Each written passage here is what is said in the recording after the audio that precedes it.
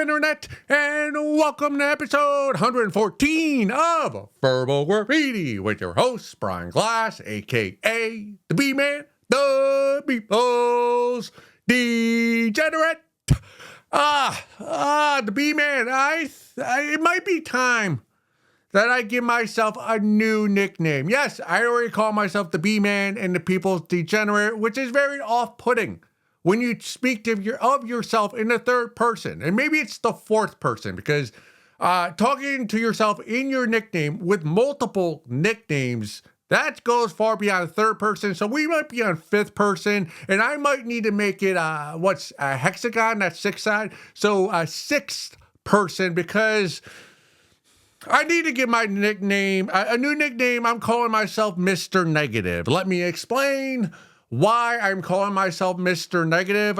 When I scroll through Reddit looking for a post to discuss here at Verbal Graffiti in a sarcastic, laughable, lighthearted manner, I always find myself gravitating towards the downvoted comments. If you know anything about Reddit, the way it works is someone writes a post about whatever the topic, sports, trivia, movies, the Oscars, MLB baseball, whatever the topic may be, New York Yankees, that's a subreddit I go to very often. And then all the responses listed right under the post are the most upvoted comments. And then if you scroll all the way down where Mr. Negative hangs out, you'll see the downvoted comments related to the post, the original post. And those are the comments that I always find myself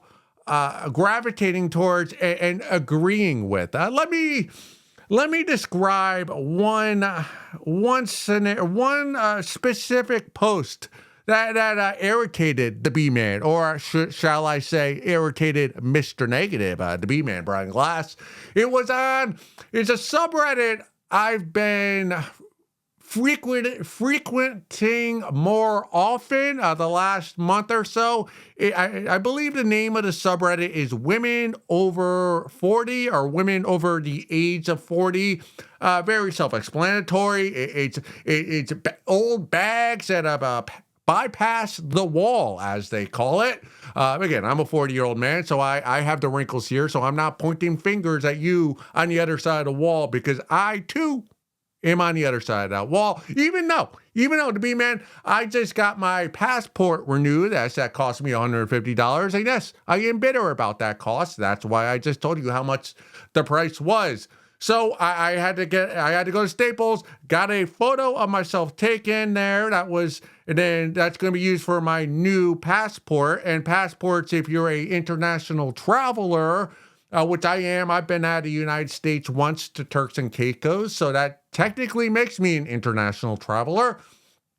You have to renew your passport every 10 years. So last time I got a passport was 2015, 2025. That's why I had to get it all renewed. And I looked at the photo from 2015 when I was 30. I had a little bit of hair.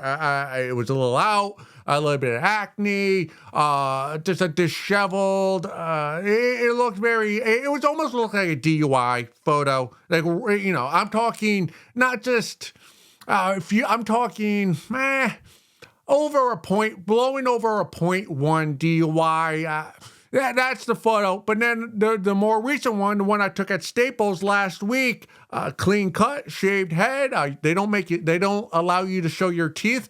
But I believe that I look more handsome, more masculine, more attractive, more dignified at the age of 40, the one I just took, than the one when I was 30, that non-DUI, DUI, blowing a 0.1 photo for my passport. The photo, I took for this new one, it's a beauty.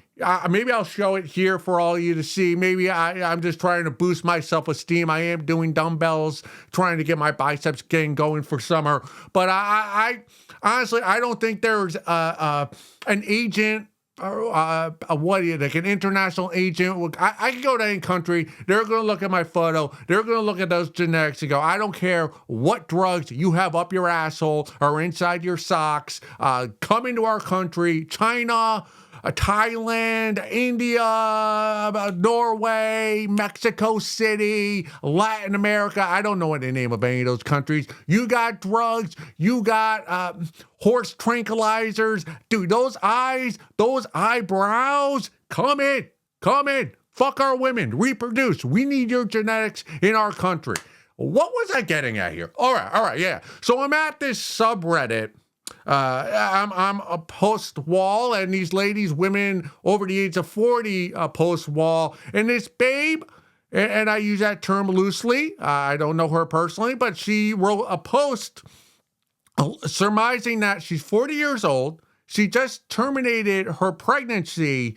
And then she goes into it. Now, you know, I've said many a time here that I'm not thrilled with abortions. You won't see me at an abortion rally. I know there's a cheesy joke saying, hey, go to an abortion rally and you'll find a bunch of babes that have unprotected sex with, and you can give them cream pies and you don't have to worry about having a baby. But honestly, I believe, I believe having an abortion post first trimester is killing a baby. Again, this loose. Who gives a fuck what the B-man thinks, right? Who gives a fuck what I think? Again, I don't think you should have to go to prison for an abortion, but you have to live with that burden, and that's a heavy burden to have to live with. That is the penalty for it. Anyways, this lady's 40. She said she had an abortion, and then she described the guy she had the abortion with, and it was a guy she's been dating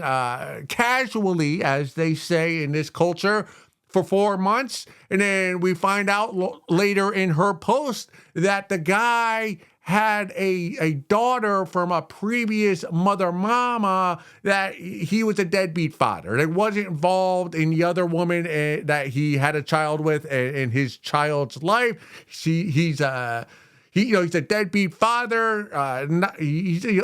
Just left that family behind. She painted this guy in a very negative light. The black light that's come all over him. Just a nasty guy. No one wants to be part of him. And again, I agree. If you're going to be a deadbeat father, you are a terrible person. We all deserve, to point the finger at you and say, hey, shame, shame, shame. Remember that scene? What's that? Game of Thrones. Anyway, yeah. And when Cersei was walking down all naked, shame, shame, shame. Did anyone else jerk off to that scene to be, man? Let's move on. Anyway.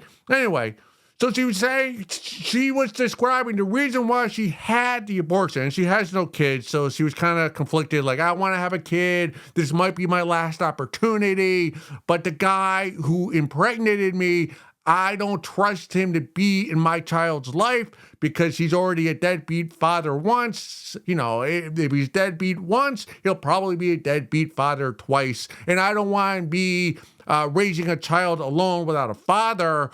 So I decided to terminate the baby for that reason. Now, what irritated me about the post, and I read the replies, and I knew it irritated me, Mr. Negative, because I went back a couple days later, which I normally don't do, to see how the post is going, to see how the responders, how the conversation is evolving, how it's breathing, how it's expanding. And I noticed every post was very positive. Women, who were in similar situations, who also had an abortion or pregnancy scare, or just a situation with a bad guy not wanting to have the baby, and she was getting a lot of love from the Redditors, and that's not what really bothered me. Your body, your choice, do you. I have opinions, but I'm not going to judge you for whatever the fuck you do, because, we're just trying to have fun here at Verbal Graffiti. But what I noticed was there were a lot of posts that were deleted from the moderators of that subreddit, of which I don't know who they are, but I found it curious that there were no downvoted comments on the replies to this very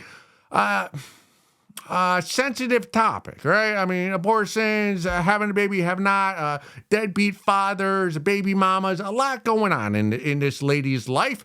And I know it, but there were no negative comments, because I want to know, what were the downvoted comments? What were those all about? But they were all deleted by the moderators. And I suspect that a lot of the down-voted comments that were deleted were probably thinking the same way Mr. Negative was thinking. And the way I was thinking when I originally read this post, and this is going to seem like it's like I lack empathy for this 40-year-old who had to terminate her baby, and maybe I do. But I do, maybe the thing that bothered me the most about her post was the lack of accountability. And that is something that is lacking in the current day culture in the United States of America.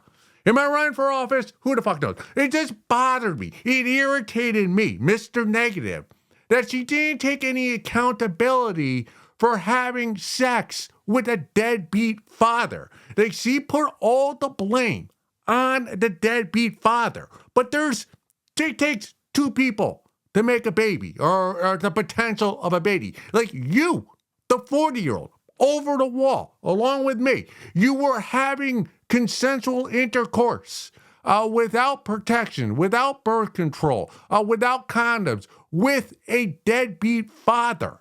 You knew he was a deadbeat, and you still continue to have a casual relationship with this guy for 4 months. So you just got to take a little bit of accountability there, right? Yes, the guy, he's a scoundrel. He deserves the worst. He should have to pay child support. He should probably, he should go to prison for not, being in his daughter's life.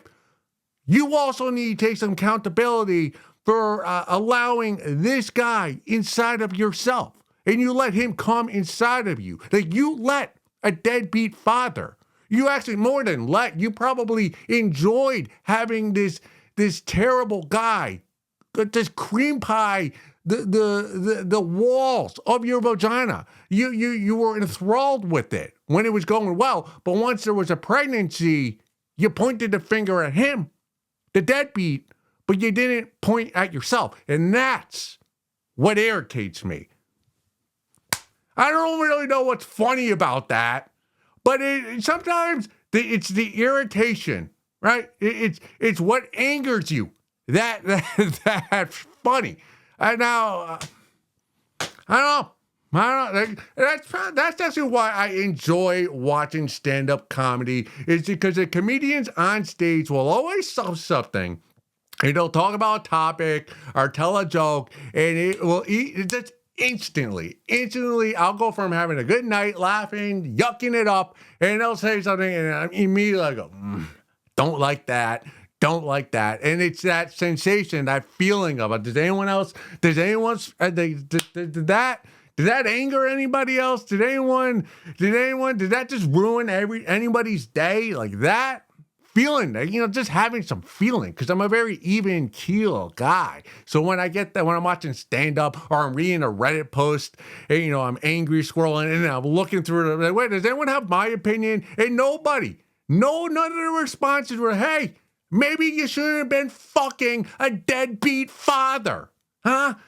Maybe if you want to have a child with a guy who's going to love you and your son or daughter or transsexual, whoever the fuck kind of baby you have, Down syndrome, whatever type of baby you have, you want a loving family, don't have unprotected sex with a deadbeat father. Let's move on. Ooh, I'm feeling it today. Episode 114, Verbal Graffiti. What should I do? Subreddit. Should I, male, 29, pursue relationship with former student, female, 23, nice. I, student, teach 4. Ooh, drama. So, if I was a current teacher or had ever been around that long, this would be out of the question, would it? I tried to be a teacher right before the pandemic, decided it wasn't for me. Now I'm totally in a different industry. Student taught at high school for 3 months and quit shortly after. Was out with some friends recently and girl walked up to me. She said she remembered who I was, and we started talking. She thought I was cute back then and gave me her number. Lucky you. I went on a date. So far, it was great. Really interested to see where it goes. Question myself, though, if I should continue this. Is this flirting? Is it flirting with being gross? No, this is not gross at all. Now, remember to use protection, make sure there's some type of birth control, and if you do impregnate this former student of yours, remember not to be a deadbeat and be involved in a child's life. All right. Now, what you need to do, the B-man, Mr. Negative, the people's degenerate, you know where my stance is going. What I'm going to say is dick her down, dick your former student down, and be discreet about it. And after you're discreet, dicking your former student down, move on. Move on. Do not try to start a relationship with her. Now, let me give you some context. B-man, I was similar to this John right here who posts, I was a student teacher. I student taught an entire semester. I have a teaching certification. I let it go because I didn't want to. No school district would hire me. I went on 25 interviews in person, went 0 for 25. High school principals took one look at the B-man and said, we ain't letting you in our school full time. So I was a substitute teacher for a number of years. So I have been in this predicament. Not as lucky as you know. I have been out in the same town that I was a student taught at. And there were lots of times where former students, boys and girls, would come, hey, Mr. Glass, remember? And it'd be a little awkward. I'd be like, what are you doing here? I'd be like, I'm kind of a drunk. That's why I was a substitute and not a real teacher. Anyway, I know a lot of teachers in my life. My brother used to be a teacher. He was a science teacher, and I believe he was a high school teacher. So his high school, which I will not disclose because his life's going pretty well, so I don't want to ruin it. But he did not have sex with any students that I know of. But the school he taught at, there was a rule in the teacher hand guide, the employment book, that said you were not allowed to have a sexual relationship with a current student or former student up to 5 years out of high school. So once you graduate high school, you have to wait 5 years before you can have, a romantic relationship with a former student or a student that was at the school that high school.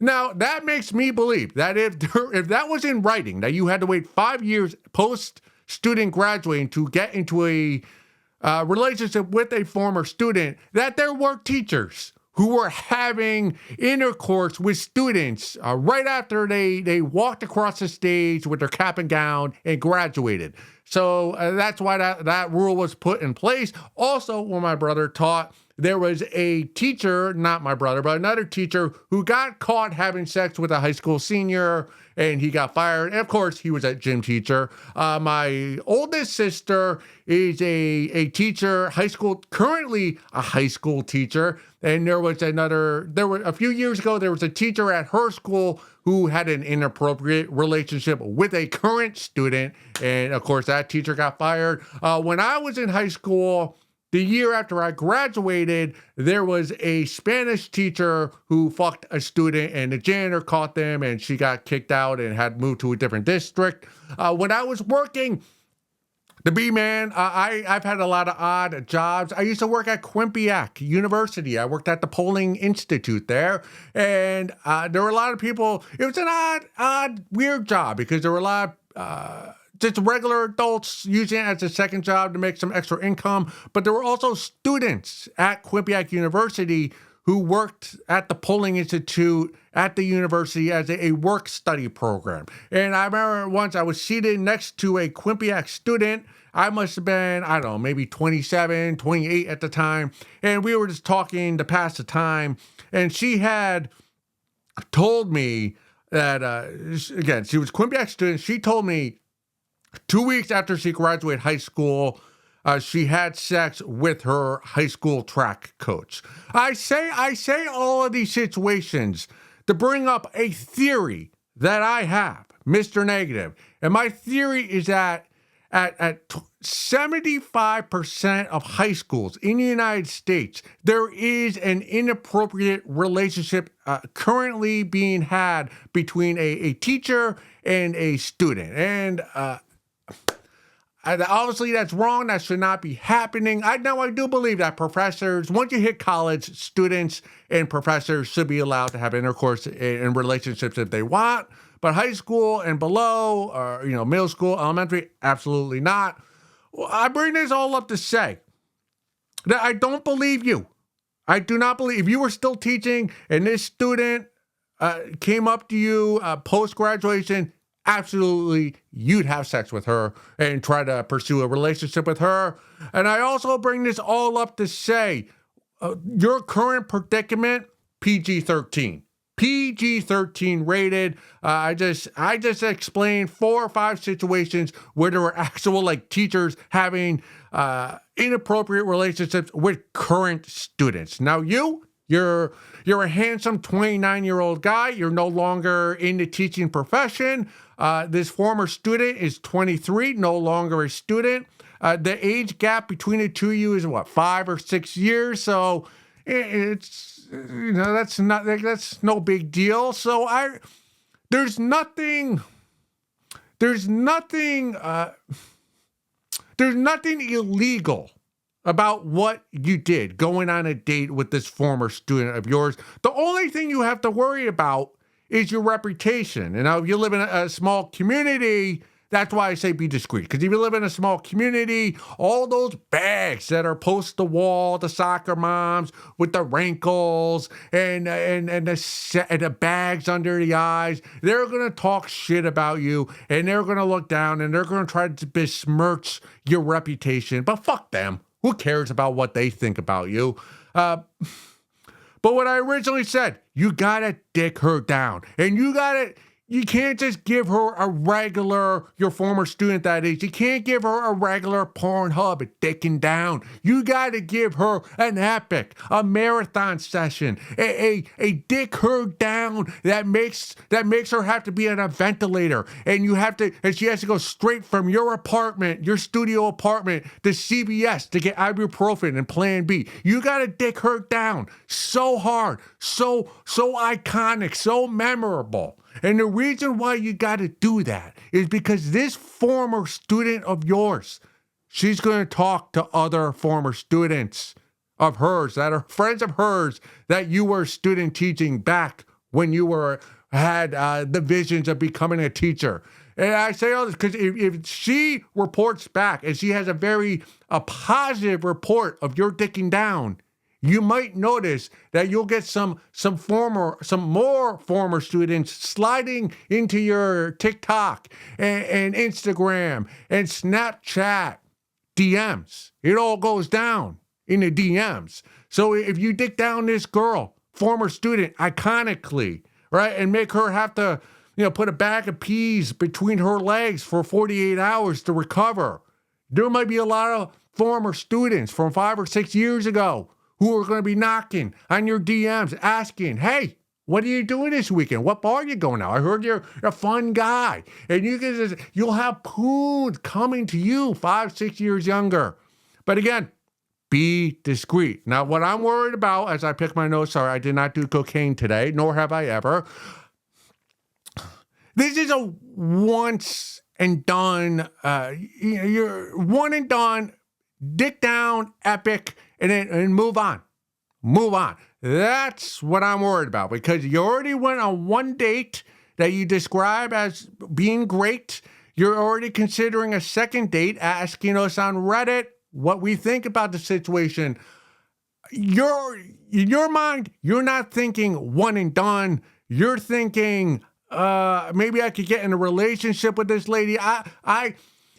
I can feel it in my scrotum. In your mind, you're always like, wow, we had a date. Maybe we'll have kids. Maybe we'll grow up in the same neighborhood that I taught at. And our kids will at school, and I'll be involved in PTA. And then the elementary school principal will she'll ask us like, "Hey, how did you and your wife, how did you two meet?" And you two will chuckle and be like, "Oh, well, actually, I taught her." Can you believe that? You don't want any of that. You do not want any of that. The longer you date this former student, the more the shit can hit the fan, because she doesn't want a relationship. She just got a kink, right? Babes, they're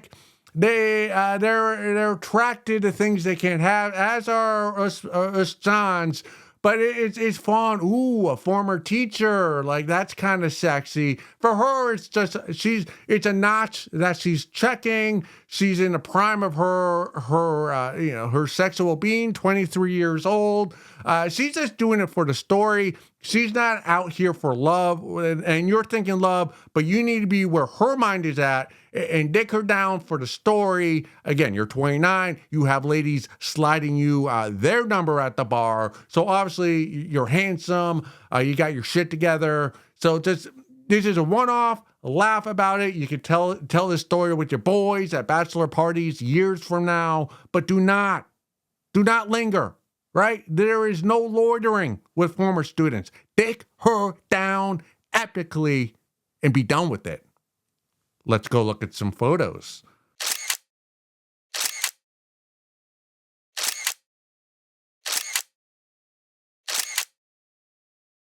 Episode 114, segment 2. Did I lose some of you with the opening of that first segment? If I did, just know that the B-Man, the newly proclaimed Mr. Negative, that I am a hypocrite.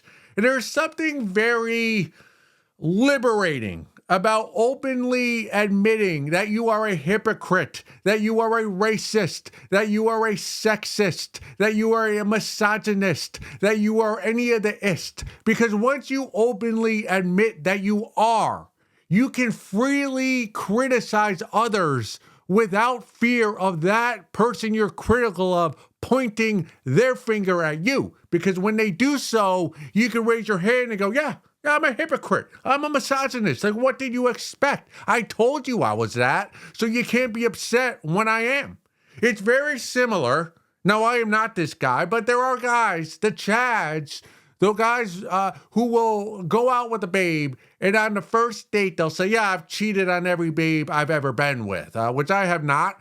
But those guys who say that, it's almost, they think in their heads that, well, if I tell this babe that I've cheated on every babe in my past, well, that gives me license to cheat on you because I was open about it. It's like, no, that's not how it works. But when you're, where am I going with this? I guess that kind of discredits what I say. So if I'm a hypocrite, that doesn't mean I'm allowed to be a hypocrite, because even because I say it, like it doesn't cleanse me of being one. But anyways, I'm that person. I am a hypocrite. I don't know. I have fun. I have fun pointing the finger, being critical of other people in a sarcastic. Again, this is a fun-loving smut show. So don't take anything I say too seriously. We're doing it for the chuckles. We're doing it for the laughs. We're doing it for the yucks. We're doing it for the giggles. We're doing it for what do people do when they snort? No, not snort. What is that? It's not snort. You snort cocaine, which is my second reference this episode, which is too many for a guy who does not snort or sniff cocaine. Where was I going? Oh, we're just having fun. Let's keep it moving, right? Lighthearted. We went long in that first segment. Let's get into the second segment. Found this on the subreddit Punk. All right? Not CM Punk. Punk. Coming back to my punk roots.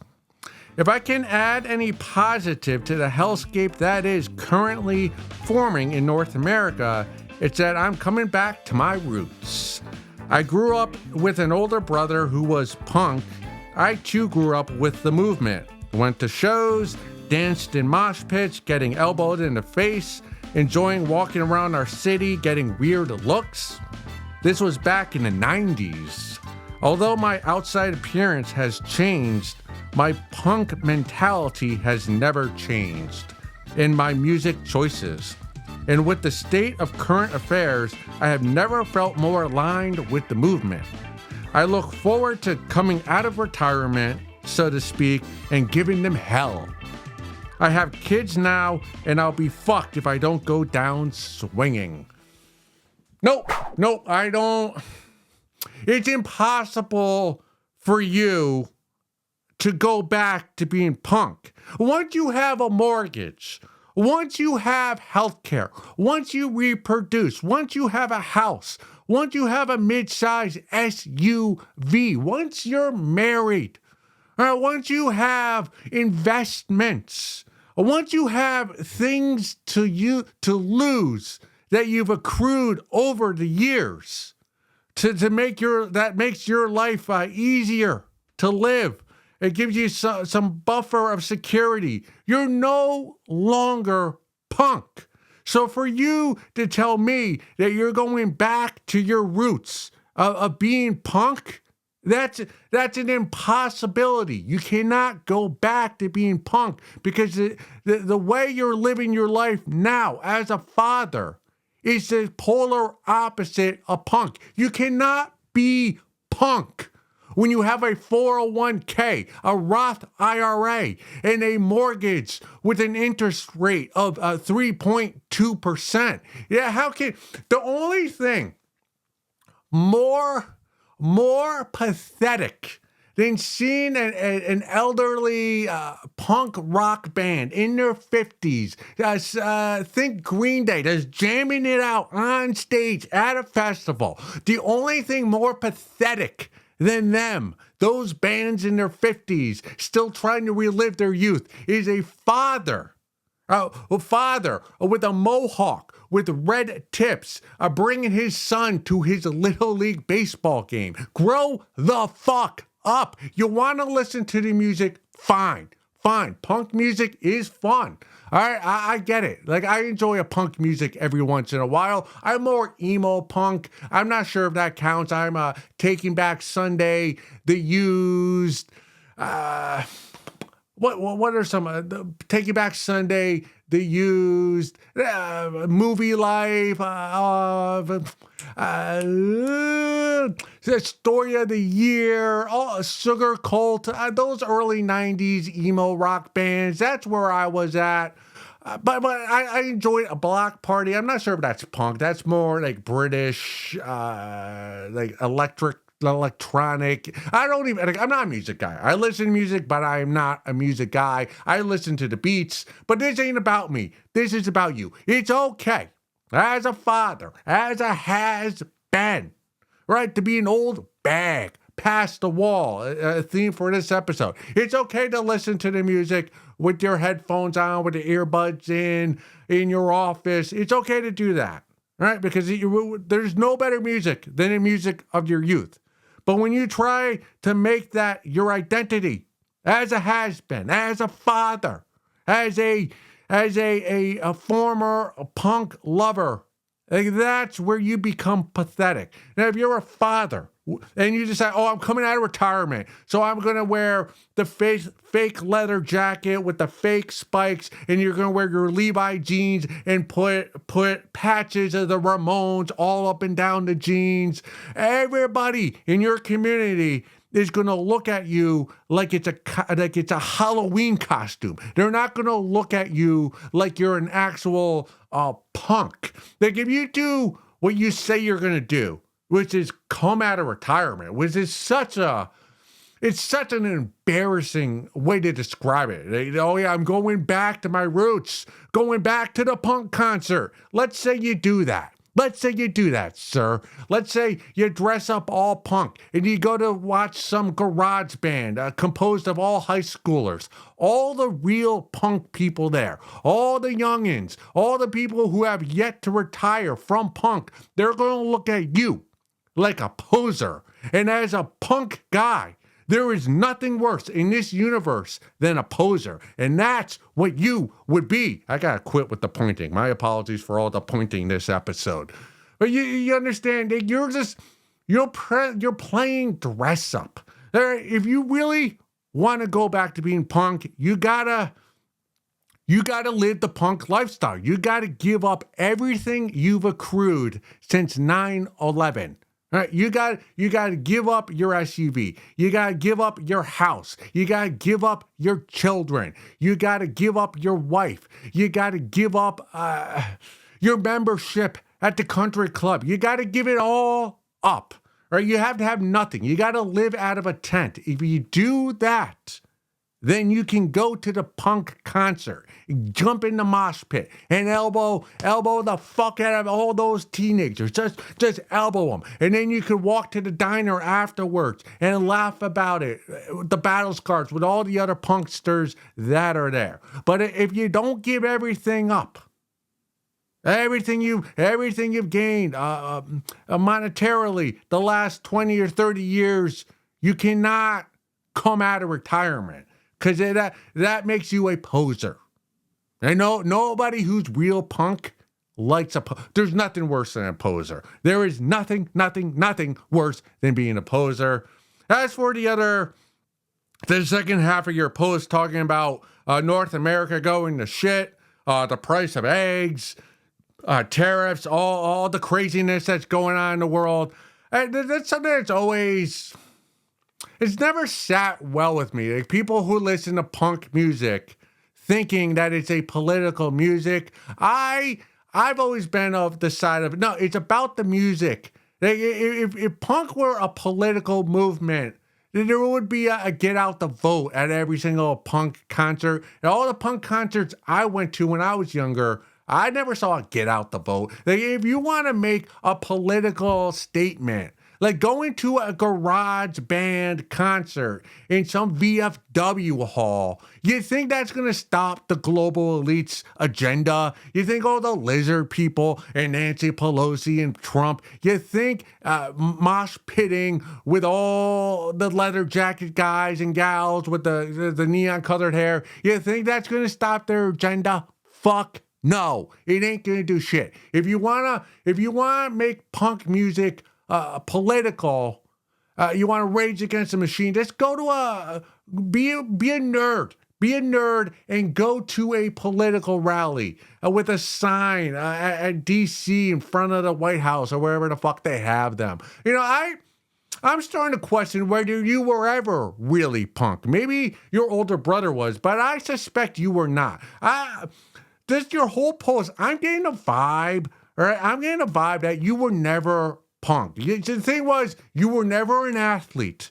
So in high school, you were the quintessential dweeb. You had no group, so you attached yourself to the punk kids, skirming around the neighborhood, the community, getting weird looks. Like you attached yourself to them so that you could have an identity. But in reality, at your core, you're a dweeb. And now you're an adult dweeb who's angry with the price of eggs. So, yeah, I hope you go to this punk concert and everyone thinks you're a poser, sees you for the poser you are, and elbows you and puts you in a coma for 5 years. Moving along, we're going to continue reading The Salesman's Wife by John Lawrence. We are on the top of page, I think it's 95. My apologies. No, we're top of page 97. We will read 2 pages together aloud. Yeah, he said in a low voice. My apologies. Let me say that in a low voice. Yeah, he said in a low voice. Inwardly, however, he was disturbed, for immediately after his climax, he had once again had a vision of Pamela, and once again came the unshakable conviction that she was in trouble, that she needed him badly. Stella turned and noticed his mind was far away. She had vividly been aware that there was a moment during their wild fucking when his mind had wandered elsewhere, and she didn't like it. What's the matter? She asked. Oh, nothing. He replied evasively. Guess I'll get going now. Stella sat up, amazed. Going? But I thought you were going to stay the night. Like you said before you left. I thought... Yeah, I know I said that, but I'm a little behind schedule and maybe... The voluptuous blonde got up from the floor and went to find a cigarette. It's your wife, isn't it? she said flatly. You want to run home to her. Alan glanced at her coldly. She had guessed what was in the back of his mind. I guess you could say that, he said. But he was troubled by Stella's crudeness and the slow realization that he had been cheating on his wife. Only a month after marriage. Go on, she snapped curtly. Go back to that little bitch. See if I care. Hey, watch your language, he responded angrily. I don't want you talking about my wife like that. Huh? She said contemptuously. Some nerve. After the way you've been cheating on her, where do you get off treating me like this? Without a word, Alan rose and hastily began to dress. Say, the blonde said in a softer voice, I didn't mean that. Honest, please. Don't go yet. We could have a real good time tonight. It's been a long time since a nice guy stayed all night with me. Please? As Alan looked at her, he felt sorry for the girl, for there was a desperation in her eyes he had never seen before. Yet he knew he had to go. He had to find out if his wife was all right. I can't, he said. I'm so sorry. Don't be sorry, she replied, suddenly dropping her vulnerable attitude. Go on, get out. Alan finished dressing quickly and went to the door. For a moment, they exchanged glances, and he almost thought he saw tears forming in the corner of the waitress's eyes. It's been real nice, he said. Yeah, she said coldly. Real nice.